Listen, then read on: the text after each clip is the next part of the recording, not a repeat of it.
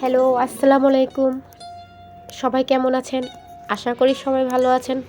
আল্লাহর রহমতে আমিও ভালো আছি। তো ভিডিওটা দেখতে থাকুন, দেখতে দেখতে ভালো লাগতে লাগতে ভালোবাসা হয়ে যাবে। তো একদিন হয়তো ভালো লাগা থেকেই সাবস্ক্রাইব করবেন, আজকে না করলেও। আর কি বলবো, আর যেটা বলতে চাচ্ছি হচ্ছে এটা যে আমি বরিশাল গিয়েছিলাম, তখন বরিশালের কিছু স্মৃতি।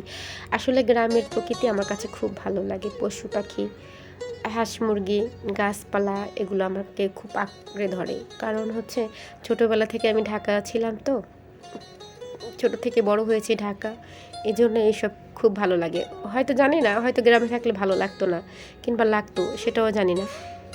গ্রামে নাই তাই হয়তো এগুলো বেশি মিস করি।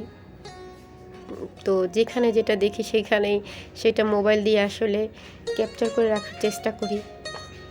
এই তো আর কি বলবো।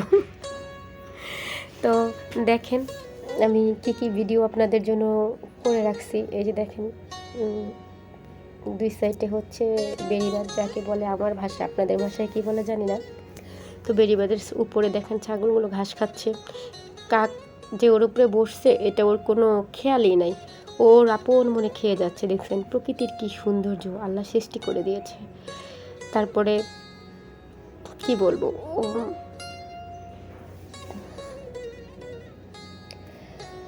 আমি আসলে অনেক কিছুই বলতে চাই, আস্তে আস্তে হয়তো বলতে পারবো আপনাদের মাঝে। এই যে গরুর গাড়ি, এই যে স্মৃতি, এগুলো আসলে ভাষায় বোঝানোর মতো না। এই স্মৃতি,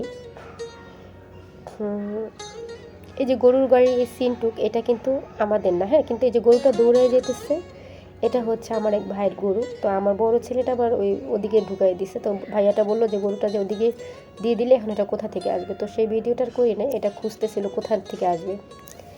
তো আরেক ভাই, তো এটা হচ্ছে আরেকটা ভাইয়ার বাড়ি। তো সেই বাড়ি দিয়ে আমাদের, ওই যে বলছিলাম আপনাদের মনে নাই, হয়তো দেখছেন কিনা জানি না, গত আরেকটা ভিডিওতে, যে আমাদের 3টে জায়গা। তো আমার নানির বাড়ির ওইখানে, ওই নানিদের ওইখানে হচ্ছে আরেকটা জায়গা।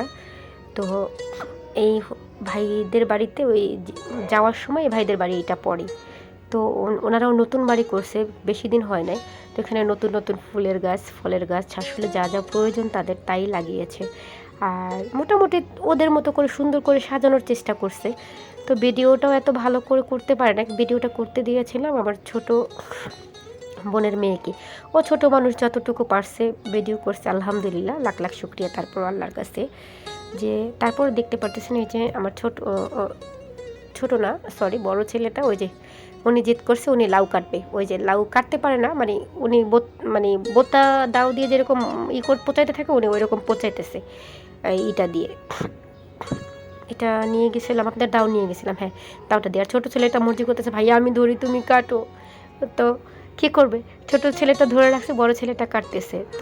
তো ওর খালতো ভাইটা পাশ থেকে দেখতেছিল।